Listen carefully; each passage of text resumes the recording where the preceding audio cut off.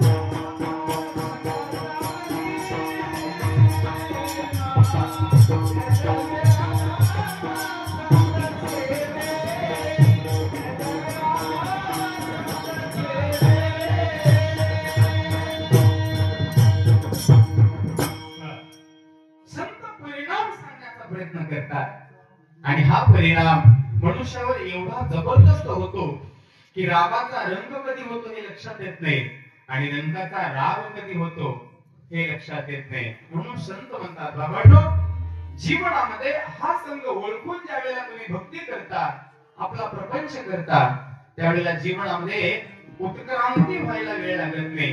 पण ती उत्क्रांती होण्यासाठी विचार मोठे पाहिजे. त्याचे विचार मोठे, तो व्यक्ती मोठा व्हायला सुरुवात होतो. पण ज्याचे विचार लहान आहेत, तो व्यक्ती ज्ञानाने जरी मोठा असला, लक्षात आलं, पदप्रतिष्ठेने जरी मोठा असला है ना, धनाने जरी मोठा असला, तरीही विचाराच्या ग्रंथींना लहान केल्यामुळे त्याची प्रतिभा ही लहान होते. म्हणून साधू संतांनी ही प्रतिभा जीवनाच्या भक्तीशी जोडा असं सांगितलेलं आहे की भक्ती ही माणसाचा उच्चांक वाढवते, विचार वाढवते, विवेक वाढवते. माणसाचे विचार आणि विवेक ज्या वेळेला वाढतात त्यावेळेला त्याचा अस्तित्व आणि प्रतिभा दोन्हीही वाढतात. आणि ते वाढण्यासाठी अभिनव भक्ती अभंगाचं पहिलं चरण.